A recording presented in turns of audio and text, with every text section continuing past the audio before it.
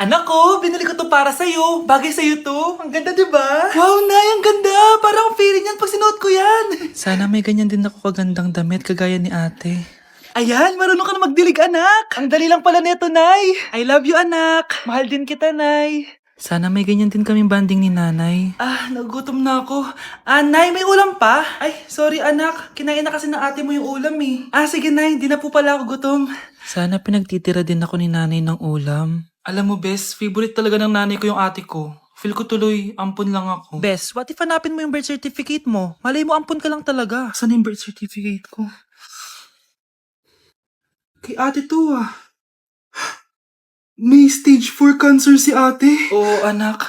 May cancer ang ate mo. Nay! Kaya palagi nasa ate mo yung attention ko kasi ine-enjoy ko lang lahat ng oras na nabubuhay pa siya. Nay, sorry kung nagduda ako kung anak mo ba talaga ako. Ngayon, alam mo na anak. Ano, Nay? May cancer ako? Kailan niyo balak sabihin sa akin to, ha? Anak! Kaya di ko sinasabi sa iyo kasi baka di mo kayanin. May cancer ako. Anak! Ate! Hala! Ang dami kalaban! Miss, huwag ka mag-alala. Ililigtas kita. Huy! Salamat Muntikan pa tayo matalo dahil sa akin. Okay lang. Add mo ko Clyde Joseph yung pangalan ko. Pataasin natin rank mo. Clyde Joseph? Kapangalan ng crush kong kapitbahay yun sige. Bes, alam mo ba, nakalaro ko kagabi yung crush ko. Teka, yung kapitbahay nyo? Di ba matagal mo na crush yun? Oo, Bes! Sana makalaro ko ulit siya mamaya.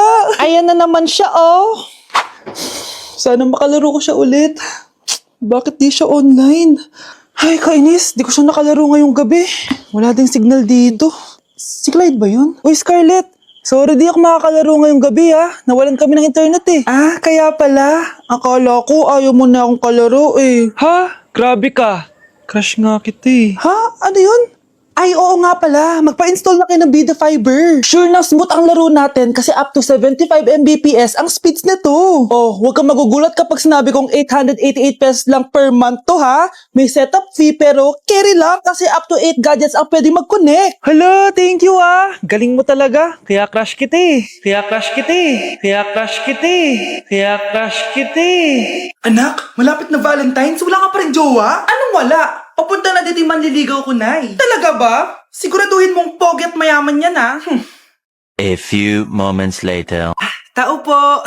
Hello. Ito, para sa'yo. Konti lang to. Sana ma-appreciate mo. Wow, thank you. Anak, yan na ba yung manliligaw mo? Bakit parang di naman mukhang mayaman? Nay, ano ba? Hello. Para sa'yo. Bagong iPhone, bagong iPad, car, at house and lot. May gusto ka pa ba? Ayan yung gusto ko. Yung mayaman. Yung ibibigay lahat ng gusto namin. Hindi ko man mabibigay lahat sa'yo pero mamahalin kita ng tunay. Nagmamahalan nga kayo. Gutom naman. Ako piliin mo. Ibibigay ko sa'yo lahat. Anak, ayusin mo yung pagpili mo. Ikaw yung napili ko. Sabi na ako pipiliin mo. Ang napili kong i-busted. Ikaw yung gusto kong makasama. Na-appreciate ko lahat ng binigay mo sa akin. Bobo mo talaga, anak! Boss, pinapatawag ka na ng daddy mo sa mansyon. Sige, pupunta na ako. Hindi pala siya gold digger. Sasama kita. So, mayaman ka talaga? Yun naman pala. Sama din ako sa mansyon mo. Hindi pwede, Nay. Bawal sumama ang mga gold digger. Tara na, babe. Una na po kami. Bakit nawawala ang laman ng class funds, ha? Sinong kumuha na ito? Ma'am, kilala ko po kung sino yung kumuha. Oh, Samantha, sino kumuha? Sino pa ba, ma'am? This is Scarlett. Ha? Wala akong kinukuha. Scarlett, ikaw pala yung kumuha ng class funds? Sumama ka sa principal, ngayon na. Apaka-hype talaga nitong si Samantha. Bye, Scarlett. Dami nito Mukhang makakabili na ako ng bagong phone. Ha! Nahuli din kita! Ikaw pala yung kumukuha ng mga class funds natin? Oo, ako yung kumukuha. Bakit? May problema ba? Ang problema ko, ikaw. Ako pa sinisisi mo na kumukuha ng class funds, ikaw naman talaga? Isusumbong kita kay ma'am. Wala ka namang ebidensya. Ikaw ang isusumbong ko dahil naniniwala naman sa akin si ma'am. Humanda ka sa akin, Samantha. Wow, may bagong phone si Samantha. Sana all. Bigay ito ng parents ko, guys. Class! Sino naman kumuha sa class funds? Si Scarlett po yung kumuha, ma'am. Pagsabihan nyo nga yan. Ako na naman? Nagpapatawa ka ata, Samantha. Talaga ba, Samantha? Kitang-kita ko na kumuha ka dito. At narinig ko na balak mo na naman si Scarlett. Ma'am, di po ako yun. Gagawin mo pa ako sinungaling? Diyan ka naman magaling, di ba, Samantha? Sa pagsisinungaling? Sumama ka sa akin sa principal at ipapatawag ko yung magulang mo. Buti nga sa'yo, Samantha. Deserve mo yan. Nag-uumpisa pa lang ako. Hala, na paano siya? Be, anong iniiyak-iyak mo dyan? Nagre-relapse ako, be. Nakita ko kasi mga favorite song namin sa Spotify rap results ko. OA mo, be. Okay, class. Kanina notebook to? Hala, diary ko ba yun? Sige, tatapon ko na to. Total, wala naman may-ari sa inyo, ha? Ma'am, wait! Diary ko po yan. Oh, Scarlett. Pwede mo bang basahin sa buong klase kung anong laman ng diary mo? Babasahin? Ma'am, nakakaya. Go, Bes! O, ganito, Scarlett. Pag binasa mo yan, may plus points ka sa akin. Sige na nga, para sa plus points. Dear Diary, niligawan ako ng crush ko. Para ako nasa movie at kami yung bida. Siri, play Snow on the Beach. Yee! Ang harot kaya pala may Taylor Swift ka sa Spotify rap mo ha. Ano ba? Ito na nga, next na. Dear Diary, nagselo siya sa boy best friend ko.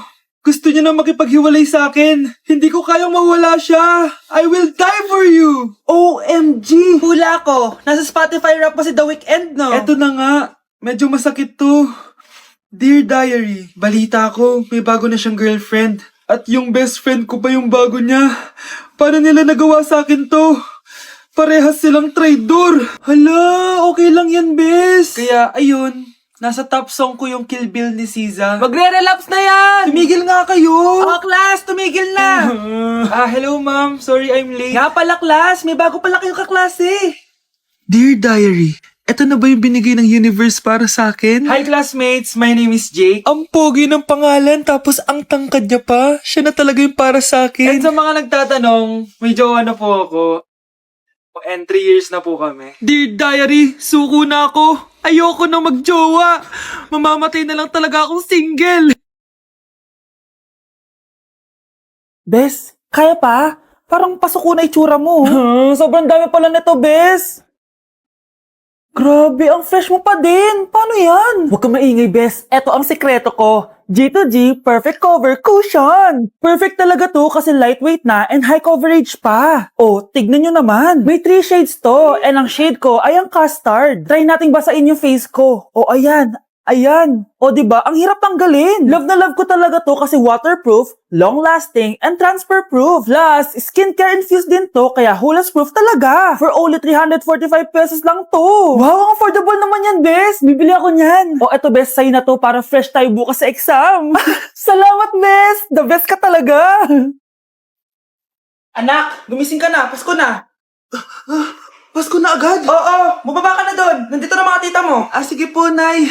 A few moments later. Hi, Mare! Merry Christmas! Merry Christmas po, tita. Eto na ba yung anak mo, Mare? May boyfriend ka na ba? Wala po akong boyfriend. Study first po kasi ako eh. Study first o walang nagkakagusto sa'yo? Tignan mo nga sarili mo. Kesa naman sa'yo, mukha kang babaeng aso. Sige, kain na tayo. Nandito na naman yung tita kong laitera. Huy, iba na tsura mo ngayon na. Oo, tita. Nakakaya naman kasi sa'yo eh. Baka laitin niyo ulit ako. Grabe ka naman. Hindi naman ako ganon.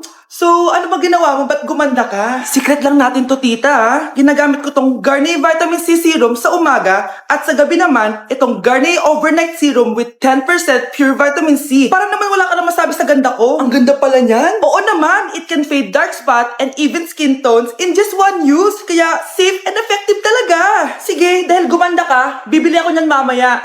Bless po, tita. Bless you. Anak, nandito ka na pala. Ang pogi pala ng anak mo, Mare. Siyempre, mana sa akin. Siya na ba si Mr. Right? Siya na ba yung plot twist na hinihintay ko? Magpapasko na akong may jowa. Nagsasabi mo dyan, anak? Pinsan mo yan. Pinsan? Lahat na lang. Unang tanong. Magbigay ng bagay na nagsisimula sa letrang K. Okay, Samantha? Kuko? Kuko is 3 points lang. Sayang. Okay, ikaw naman, Scarlett. Sisimula sa K. Kifi. Kifi is the top answer. Yes. Okay, next. Magbigay ng parte ng katawan. Scarlett, dahil ikaw ang nakahula ng top answer, ikaw ang mauuna. Pantog. Basic. Pantog is 10 points. Ha? Bakit 10 lang? Samantha, pwede ka bang bumawi? Parte ng katawan?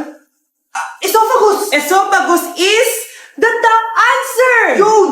Eto na! Sino kaya sa inyong dalawa ang mananalo ng 1 million pesos cash? Akin na tong 1,000,000. Humanda ka sa akin, Scarlett. Anak, ayusin mo, 1 million yan! Mauna tayo kay Samantha.